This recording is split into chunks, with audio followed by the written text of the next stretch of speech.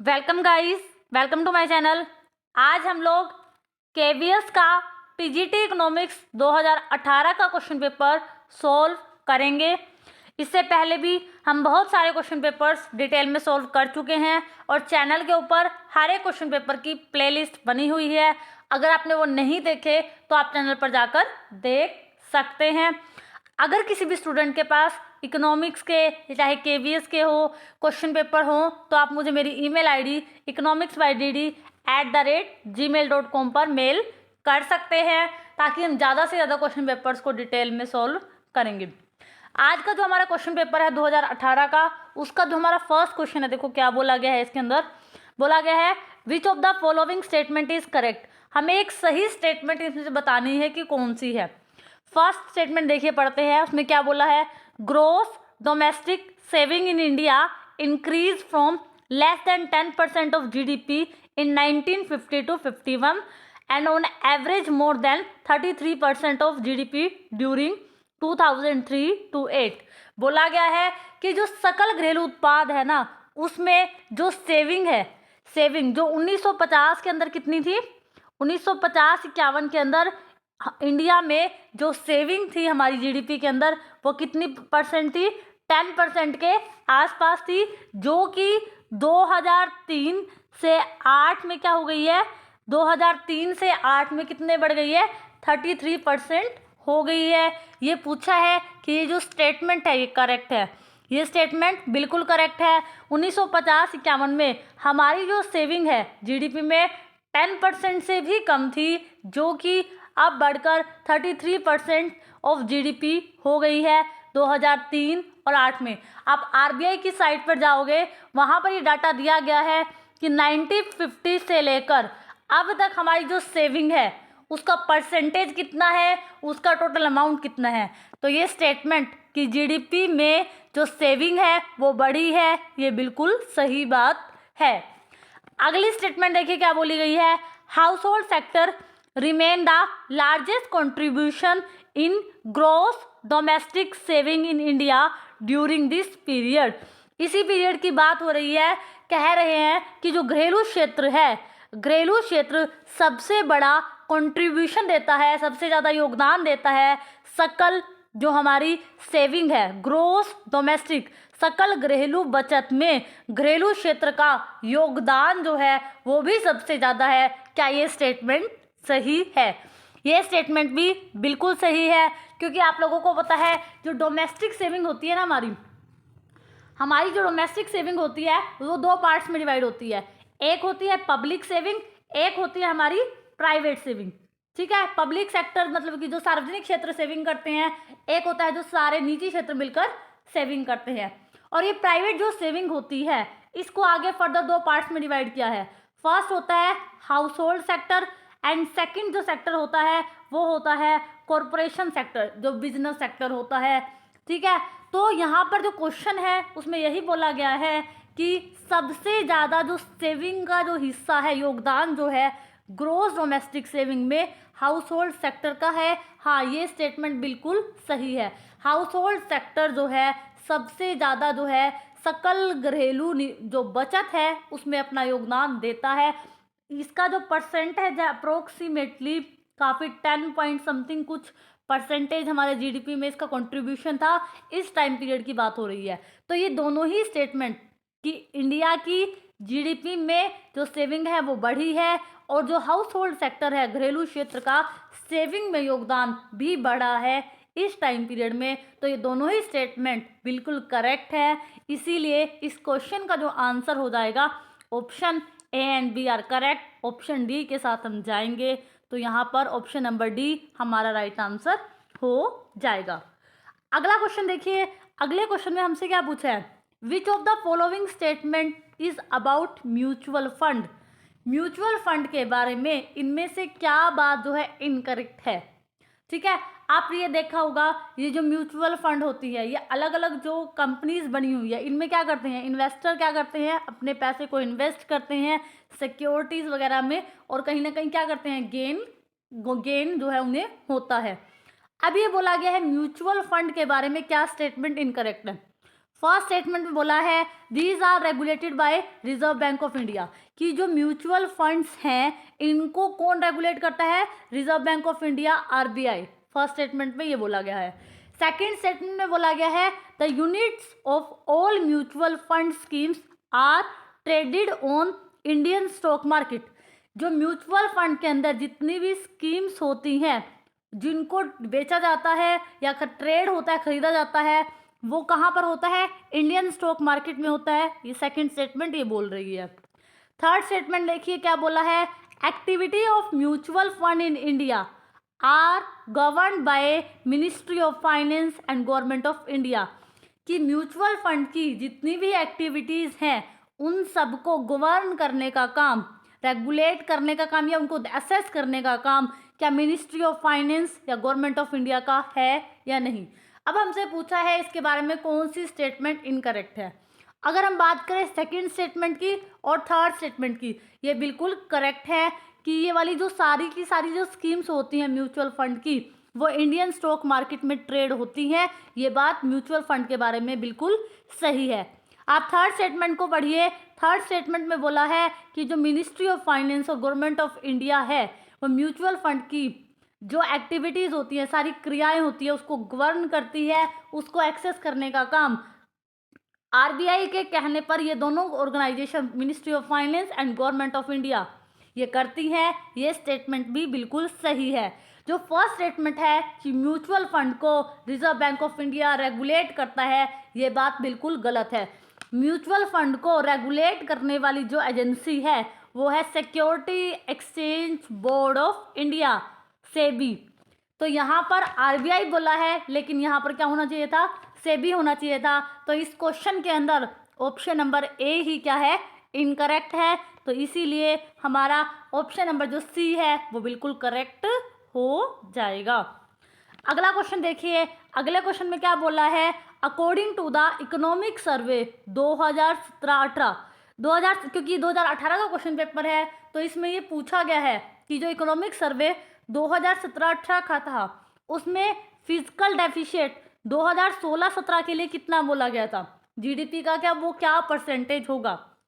सर्वे किसका है? 2017-18 का। और डेफिशिएट किसका पूछा है? 2016-17 का। तो इस अकॉर्डिंग जीडीपी के में कितना परसेंटेज हमारा फिजिकल डेफिशिएट होगा? तो 3.5% जो है फिजिकल डेफिशिएट बोला गया था 2016-17 के लिए, 2017-18 के जो इकोनॉमिक सर्वे में। तो इस क्वेश्चन का जो आंसर है ऑप्शन नंबर ए हमारा करेक्ट आंसर हो जाएगा। अगला क्वेश्चन देखिए। अगले क्वेश्चन में क्या बोला गया है, as per the population Sensex, जो हमारी जनगणना हुई सेंसेक्स होता है उसके अकॉर्डिंग इंडिया में चाइल्ड सेक्स रेशियो जो है प्रेजेंट टाइम में कितना है? बोला गया है चाइल्ड सेक्स रेशियो का मतलब है 0 से 6 साल की उम्र के बच्चों में मेल और फीमेल जो है वो कितनी है? तो बोला गया है 959 है, 938 है, 918 है या 898 है। तो अगर बात करें इंडिया में चाइल्ड सेक्स रेशो की वो कितना है? इंडिया के अंदर 1000 मैन के पीछे जो वुमेन का रेशो है 0 से 6 एज ग्रुप के अंदर वो कितना है? 919 के आसपास है। अब देखिए 919 यहाँ किसी भी ऑप्शन में नहीं दे रखा तो इसीलिए 918 ऑप्शन नंबर सी के साथ हम चले जाएंगे। तो इस क्वेश्चन का जो आंसर है कि चाइल्ड सेक्स रेशो 0 से 6 साल की उम्र में कितना है, ऑप्शन नंबर सी हमारा करेक्ट आंसर हो जाएगा। अगला क्वेश्चन देखिए, favourable condition of the fresh investment in economy. वो बोला गया है कि अगर हम अभी फेवरेबल होता है जो हमारे पक्ष में हो, अगर हम निवेश करते हैं तो कौन सी कंडीशन फेवरेबल हमारे पक्ष में होगी? फर्स्ट ऑप्शन में बोला है MEC is equal to interest rate, marginal efficiency of capital. MEC का मतलब होता है मार्जिनल एफिशिएंसी ऑफ कैपिटल। इसका मतलब है जो आप एडिशनल कैपिटल लगा रहे हो उससे आपकी जो उत्पादकता है वो कितनी होगी। अगर वो आपकी रेट ऑफ इंटरेस्ट के बराबर है तो ये आपके संतुलन की स्थिति है। तो ये वाली सिचुएशन भी संतुलन की है। लेकिन हमसे क्या पूछी है, हमसे संतुलन की नहीं पूछी, हमसे पूछी है फेवरेबल। फेवरेबल कंडीशन वो कंडीशन होती है जिसमें इन्वेस्टर का बहुत फायदा होता है। सेकंड स्टेटमेंट देखिए, जब हमारी MEC marginal efficiency of capital कि आपने पूंजी लगाई उससे आपको जो उत्पादकता आ रही है वो बहुत ज़्यादा आ रही है और आपको जो रेट ऑफ इंटरेस्ट जो है पे करना पड़ रहा है वो कम है, तो ये वाली सिचुएशन हमारे क्या होगी, पक्ष में होगी। क्योंकि अगर यहाँ पर क्या बात हुई, मान लो आपको रेट ऑफ इंटरेस्ट पे करना पड़ रहा है 2%, लेकिन जो आपको प्रॉफिट हो रहा है वो 8% के आसपास हो रहा है, तो ये वाली सिचुएशन एक इन्वेस्टर के लिए फ़ायदेमंद होती है जब वो इन्वेस्टिंग करता है। तो हमसे यही पूछा था क्वेश्चन में कि फेवरेबल कंडीशन कौन सी है इन्वेस्टमेंट करते दौरान, तो हम ये कहेंगे कि ऑप्शन नंबर बी की जो सिचुएशन है कि MEC is greater than rate of interest is the right answer. अगर इस क्वेश्चन में हमसे ये पूछ लेता कि संतुलन की कंडीशन बताओ, तो हम ऑप्शन नंबर फर्स्ट के साथ जाते, लेकिन उसने हमसे संतुलन की ना पूछ के फेवरेबल कंडीशन को पूछा है, तो इसीलिए ऑप्शन नंबर बी यहाँ पर हमारा राइट आंसर हो जाएगा। अगला क्वेश्चन देखिए, अगले क्वेश्चन में बोला क्या गया है, compare to the social optimum a monopoly firm choose, कि अगर हमें एक संतुलन पर जाना है, सामाजिक संतुलन पे जाना है, तो मोनोपोली फर्म, एक मोनोपोली क्या चूज करेगा। फर्स्ट जो क्या है, फर्स्ट में बोला है उसकी क्वांटिटी लो होगी, क्वांटिटी वो लो रखेगा और वो प्राइस ज़्यादा रखता है। सेकंड जो सिचुएशन है उसमें बोला है क्वांटिटी वो हाई रखेगा, प्राइस को वो लो रखेगा, कि क्वांटिटी वो जो बेच रहा है उसको वो हाई रखता है और प्राइस को वो लो रखता है। थर्ड देखिए, प्राइस एंड क्वांटिटी, की प्राइस को भी ज़्यादा रखेगा और क्वांटिटी को भी ज़्यादा रखता है। एंड फोर्थ स्टेटमेंट देखिए, प्राइस एंड क्वांटिटी, प्राइस को भी लो रखता है एंड क्वांटिटी को भी लो रखता है। अब आप देखिए मोनोपोली क्या करता है, मोनोपोली मार्केट के अंदर किसी भी प्रोडक्ट को बेचने वाला अकेला ही बंदा होता है, तो उसकी कोशिश ये रहती है कि वो कम से कम क्वांटिटी बेचता है और ज़्यादा से ज़्यादा उसका प्राइस लेता है, क्योंकि मार्केट में उसके प्रोडक्ट का कोई सब्स्टिट्यूट अवेलेबल नहीं है, तो वो जितना चाहे प्राइस वो चार्ज कर सकता है। तो वो कोशिश करता है सुपर नॉर्मल प्रॉफिट कमाने की, और सुपर नॉर्मल प्रॉफिट वो तभी कमा सकता है जब अपनी क्वांटिटी को तो वो लो रखता है और प्राइजेस को हमेशा ज़्यादा रखता है। तो इस सिचुएशन में वो संतुलन में होता है और अपने सुपर नॉर्मल प्रॉफिट कमाता है। तो हम ऑप्शन नंबर फर्स्ट कि प्राइस को ज़्यादा रखेगा और क्वांटिटी को वो लो रखेगा, राइट आंसर हो जाएगा। अगला क्वेश्चन देखिए, अगले क्वेश्चन में बोला गया है विच of the following is not included in balance of trade. Balance of trade क्या होता है, जिसके अंदर हम एक्सपोर्ट और इंपोर्ट, सिर्फ गुड्स के एक्सपोर्ट और इंपोर्ट को शामिल करते हैं। अब क्वेश्चन में हमसे ये पूछा है कि इनमें से किस चीज़ को हम इंक्लूड नहीं करते बैलेंस ऑफ ट्रेड में। अभी हमने बात की कि एक्सपोर्ट्स ऑफ गुड को इंक्लूड करते हैं, एक्सपोर्ट इंपोर्ट ऑफ गुड्स को भी इंक्लूड करते हैं, एक्सपोर्ट ऑफ सर्विसेज, सर्विसेज जो है वो बैलेंस ऑफ ट्रेड का हिस्सा नहीं होती। तो and both export and import of goods, ये स्टेटमेंट भी सही है, फर्स्ट स्टेटमेंट भी सही है, सेकंड स्टेटमेंट भी सही है, ऑप्शन नंबर डी भी करेक्ट है। तो क्या चीज़ करेक्ट नहीं है कि एक्सपोर्ट ऑफ सर्विसेज, सर्विसेज के एक्सपोर्ट और इंपोर्ट को हम बैलेंस ऑफ ट्रेड में शामिल नहीं करते, बल्कि हम इसे बैलेंस ऑफ पेमेंट में या कह सकते हैं करंट अकाउंट में शामिल करते हैं। तो यहाँ पर ऑप्शन नंबर सी हमारा राइट आंसर हो जाएगा। अगला क्वेश्चन देखिए, अगले क्वेश्चन में बोला है एज पर सेंसेक्स, जो हमारा 2011 का जो सेंसेक्स है उसके अकॉर्डिंग लिटरेसी रेट, पढ़े लिखे जो लोग हैं इंडिया में कितने हैं। फर्स्ट जो ऑप्शन है उसमें बोला है 73%, 81%, 84%, 88%।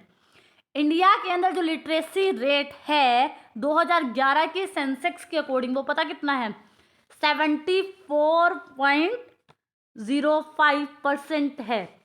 और जिसके अंदर मेल जो पर्सन है उनकी लिटरेसी जो है कितना परसेंटेज है, 82.14%।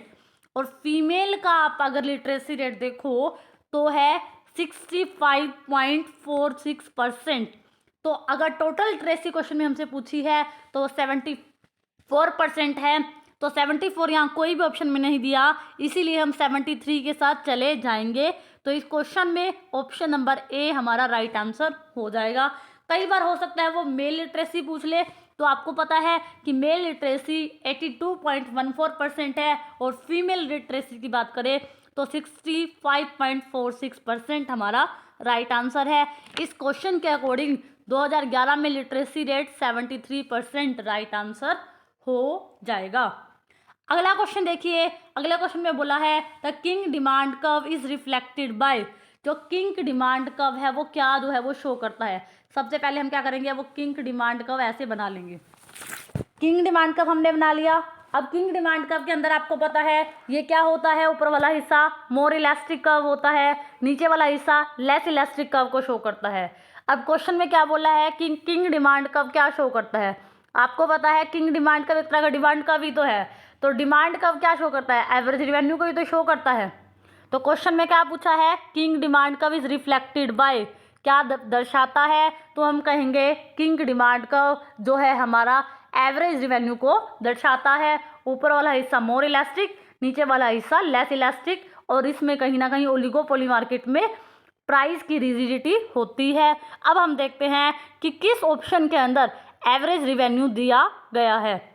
ऑप्शन नंबर फर्स्ट में तो नहीं दिया गया, ना ही ऑप्शन नंबर सेकंड में दिया गया है। अब हम पढ़ते हैं आगे के ऑप्शन।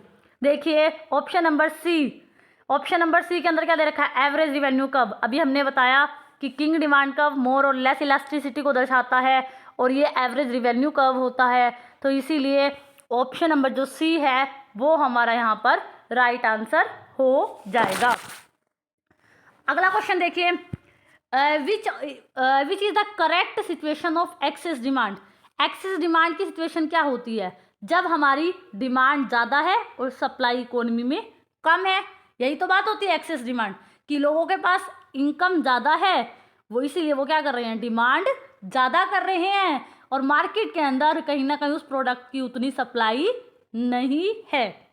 अब देखिए कि demand is greater than supply किस इक्वेशन में दिया गया है। फर्स्ट स्टेटमेंट पढ़िए, फर्स्ट स्टेटमेंट में क्या बोला है, demand is less than the output, कि डिमांड हमारी कम है, आउटपुट हमारे पास ज़्यादा है। तो ये स्टेटमेंट तो बिल्कुल रॉन्ग हो गई, क्योंकि एक्सेस डिमांड का मतलब है कि लोग डिमांड ज़्यादा कर रहे हैं और हमारे पास है नहीं, तो ये तो उल्टा बोल दिया इन्होंने। अगला स्टेटमेंट पढ़िए, it leads to decline in price in long run, कि क्या एक्सेस डिमांड की सिचुएशन में जब डिमांड ज़्यादा है सप्लाई कम है तो इस सिचुएशन में प्राइस बढ़ेगा ना, क्योंकि प्रोड्यूसर के पास बेचने के लिए प्रोडक्ट नहीं है, तो वो क्या करता है, जो प्रेजेंट में वो प्रोडक्ट बेच रहा होता है उसी के प्राइस को इंक्रीज वो कर देता है। तो क्या प्राइस बढ़ेंगे या घटेंगे, यहाँ पर प्राइस बढ़ रहे हैं ना, लेकिन क्वेश्चन में देखो क्या बोला है कि डिक्लाइन करेगा, तो ये स्टेटमेंट भी हमारी रॉन्ग हो गई। तो इस क्वेश्चन में कोई भी स्टेटमेंट हमारी करेक्ट नहीं है, इसीलिए ऑप्शन नंबर डी हमारा यहाँ पर राइट आंसर हो जाएगा। अगला क्वेश्चन देखिए, अगला क्वेश्चन हमारा एक मैथमेटिकल क्वेश्चन है। इसमें क्या बोला है, अगर हमारी मार्जिनल प्रोपेंसिटी टू सेव 0.3% है, तो क्वेश्चन में बोला है अगर हम इंक्रीज करेंगे कि इसको 150 करोड़ से अगर हम इन्वेस्टमेंट को इंक्रीज करते हैं तो लेवल ऑफ इनकम क्या होगा। अब देखिए हम क्या करते हैं, पहले तो मल्टीप्लायर के फॉर्मूले से 1/1/MPS के फॉर्मूले से हम मल्टीप्लायर की वैल्यू निकाल लेते हैं, और उसके बाद इन्वेस्टमेंट को हम कितने से इंक्रीज करेंगे, इन्वेस्टमेंट को हम जितने से इंक्रीज करेंगे परसेंटेज चेंज इन इन्वेस्टमेंट हम करेंगे तो हमारा क्या आ जाएगा, चेंज इन इनकम आ जाएगा।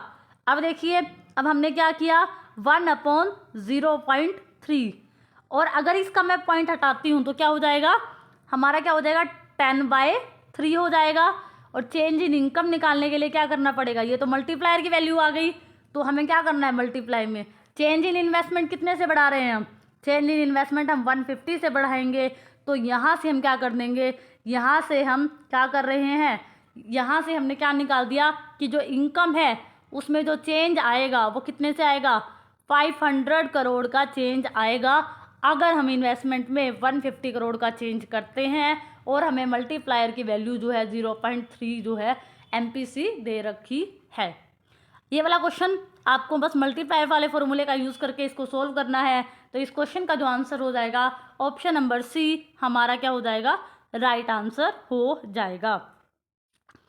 अगला क्वेश्चन देखिए, moving average is use to measure which of the following component of time series.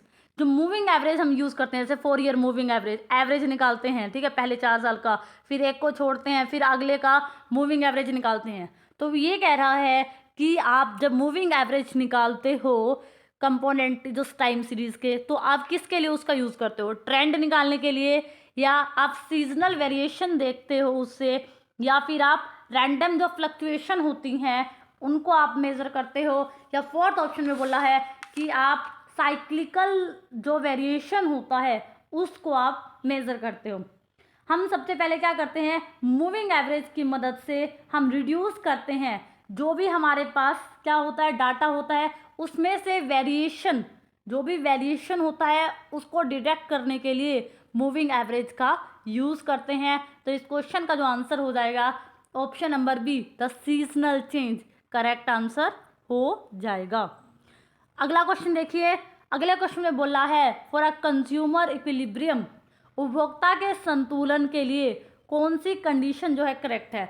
अब आपको सिर्फ यहाँ पर तो क्या करना है, कंडीशन पहचाननी है।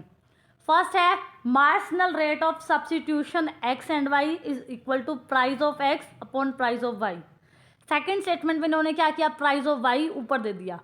अब जब यहाँ पर देखिए, यहाँ पर अगर एक्स आगे है तो यहाँ पर भी एक्स अगर होता तब तो ये करेक्ट होता, लेकिन इन्होंने यहाँ पर इस वाली सिचुएशन को गलत लिख दिया, तो ये वाली स्टेटमेंट तो हो गई रोंग।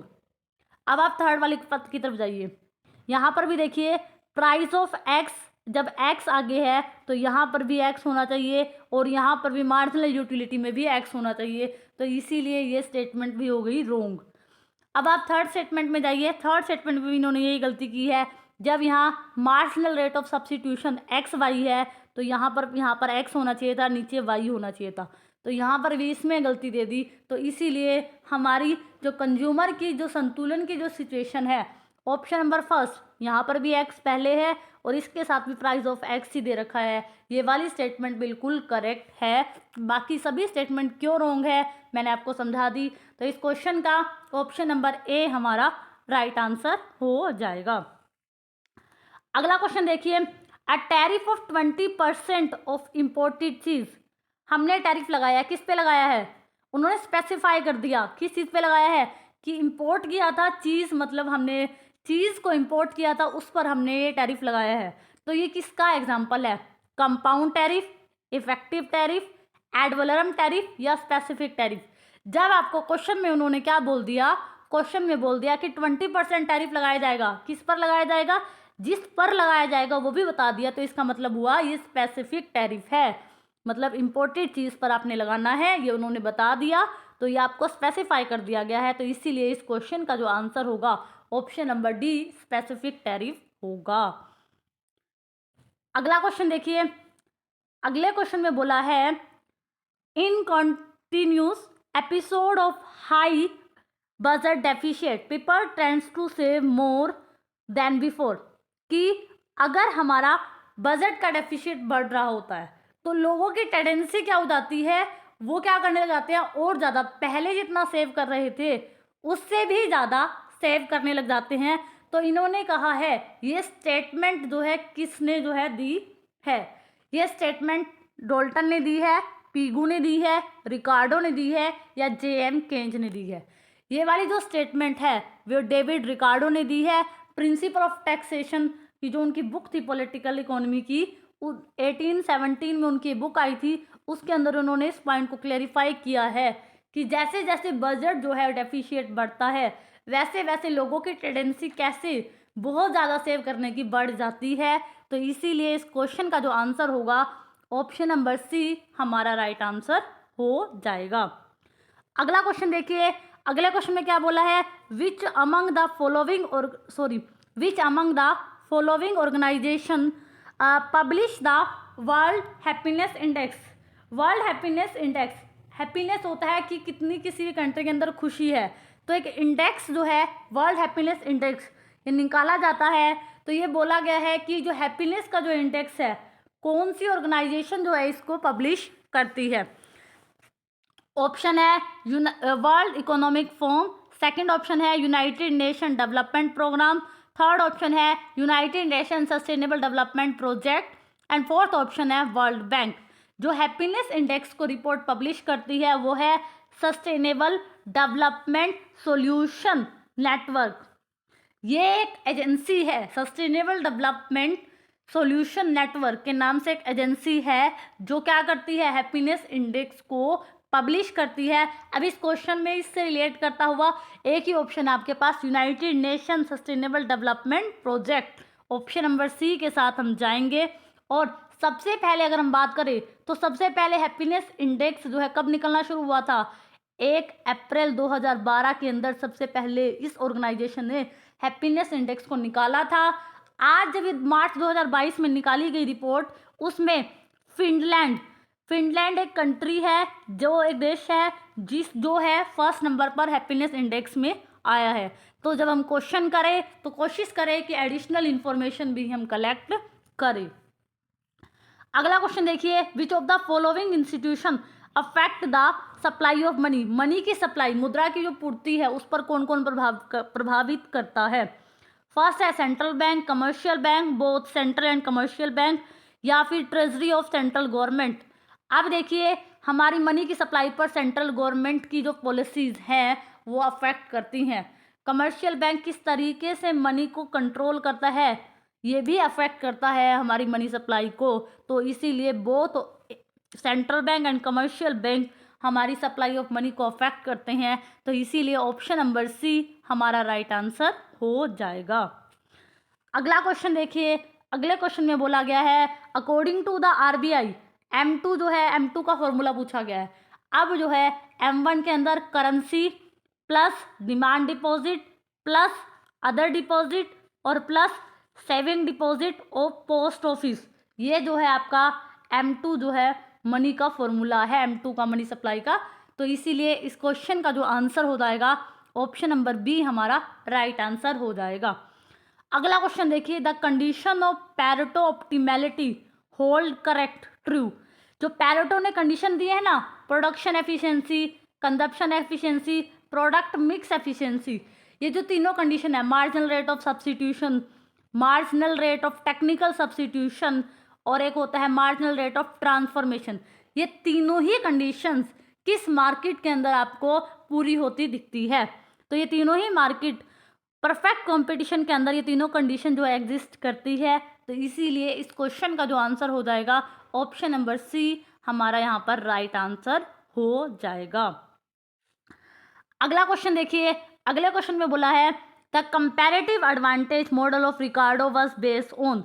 जो कंपैरेटिव कॉस्ट एडवांटेज जो आपको ये बताता है कि दो कंट्री में से दो कंट्री ट्रेड करती है आपस में, तो जिस कंट्री में जो प्रोडक्ट बहुत कंपैरेटिवली दूसरी कंट्री के सस्ता पैदा होता है उसे उस चीज़ का प्रोडक्शन करना चाहिए, एक्सपोर्ट करना चाहिए और कंपैरेटिव लाभ जो है तुलनात्मक लाभ कमाना चाहिए। वो किस पर बेस है? फर्स्ट ऑप्शन है इंट्रा इंडस्ट्री ट्रेड, सेकंड है inter industry specialisation, demand condition and income condition. अब आपको ये पता है, आपको दो चीज़ें क्लियर होनी चाहिए यहाँ कि इंट्रा इंडस्ट्री ट्रेड क्या होता है और इंटर इंडस्ट्री ट्रेड क्या होता है।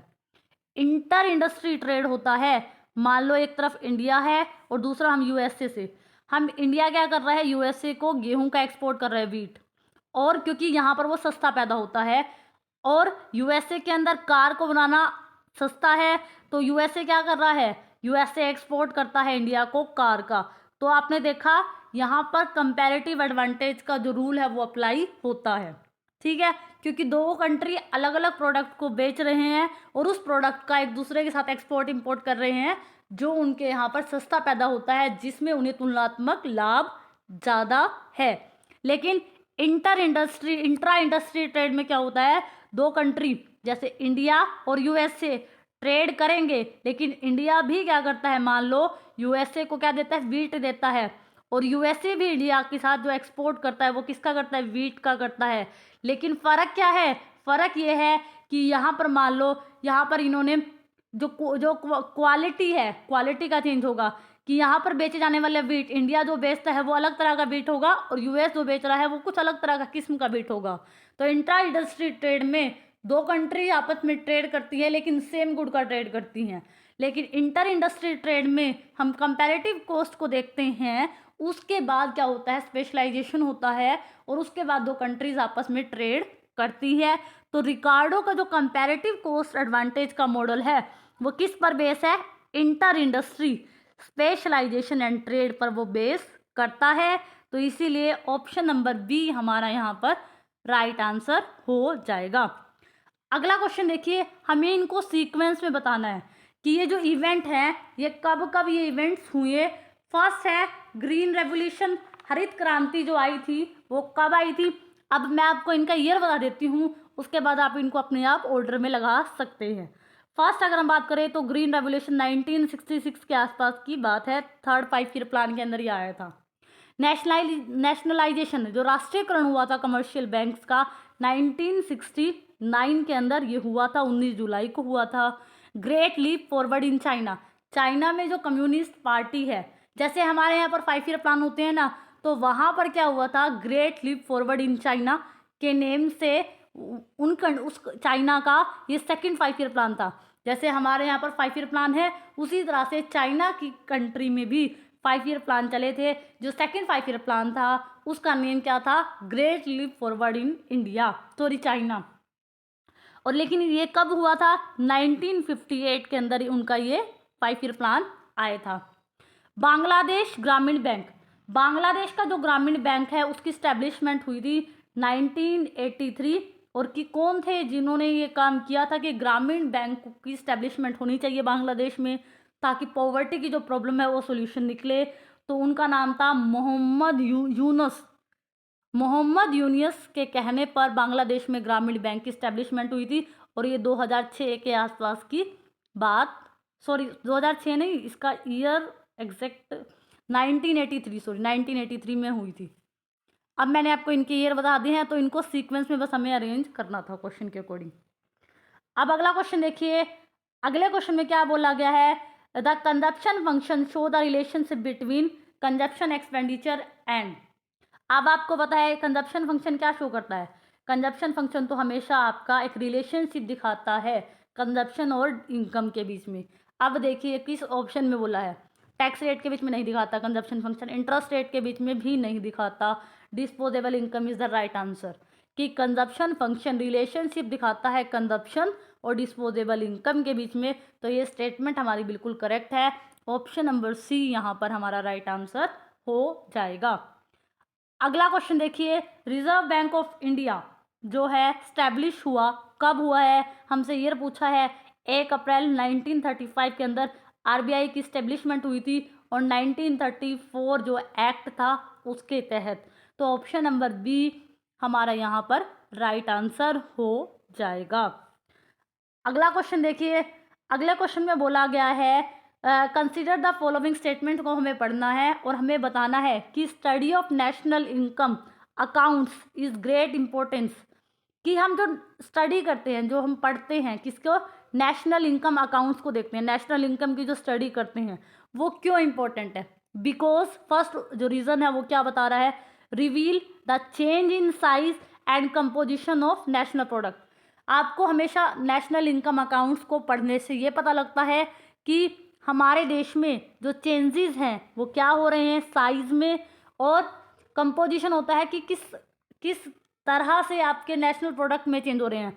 मान लो आप सर्विस सेक्टर के प्रोडक्ट का ज़्यादा एक्सपोर्ट कर रहे हो या इंडस्ट्री सेक्टर के प्रोडक्ट को आप ज़्यादा एक्सपोर्ट कर रहे हो, आपकी कंपोजिशन क्या है, या फिर आपकी कंट्री में एग्रीकल्चर प्रोडक्ट को ज़्यादा बनाया जा रहा है। तो नेशनल इनकम अकाउंट्स को पढ़ने से तो आपको कंपोजिशन का आइडिया होता है आपके नेशनल प्रोडक्ट में, ये बात बिल्कुल सही है। तभी तो हम कहते हैं कि हमारी नेशनल इनकम में 18% एग्रीकल्चर से आता है, 28% के आसपास हमारा इंडस्ट्री से आता है, 53 या 55 के आसपास हमारा सर्विस सेक्टर से आता है। तो ये स्टेटमेंट बिल्कुल सही है। सेकंड स्टेटमेंट पढ़िए, provide us with the information about the distribution of national income. क्या हमें इससे ये पता चलता है कि हमारे देश में जो नेशनल इनकम है वो कितना जो है डिस्ट्रीब्यूट हो रही है डिफरेंट सोसाइटीज़ में। हाँ, हमें पता चलता है कि सर्विस सेक्टर जो होता है ज़्यादा से ज़्यादा लोगों को एम्प्लॉयमेंट देता है और कितना नेशनल इनकम में अपना कंट्रीब्यूशन देता है। तो इस बारे में भी हमें पूरी इन्फॉर्मेशन नेशनल इनकम अकाउंट से होती है। ठीक है, और हमें ये भी पता चलता है क्या, reveal the manner in which national expenditure is divide between consumption and investment. हमें ये भी पता लगता है नेशनल इनकम अकाउंट्स को पढ़कर कि अगर हमारी कंट्री में मान लो 100 करोड़ रुपए इनकम होती है एक साल में, तो उसमें से कितना जो है वो कंजप्शन पर खर्च होती है। मान लो 80 करोड़ हमें कंजप्शन पे खर्च हो गया, 20 करोड़ की हमारे देश में इन्वेस्टमेंट हर साल होती है। तो ये वाली जो सिचुएशन है इसकी जानकारी भी हमें नेशनल इनकम अकाउंट्स को पढ़कर पता चलती है। तो आपने देखा तीनों ही ऑप्शन में जो बातें बोली गई हैं वो बिल्कुल करेक्ट है।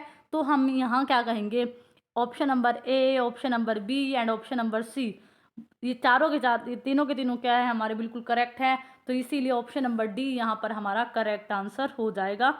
आज हमारे इस क्वेश्चन पेपर के 24 क्वेश्चन डिटेल में डिस्कस हो चुके हैं। आने वाली वीडियोस में हम बचे हुए क्वेश्चंस को डिटेल में डिस्कस करेंगे। आई होप सो आपको मेरी वीडियो अच्छी लगी होगी। अगर आपको मेरी वीडियो अच्छी लगी हो तो प्लीज़ मेरे चैनल को ज़रूर लाइक करना, शेयर करना एंड सब्सक्राइब करना। Thank you so much for watching this.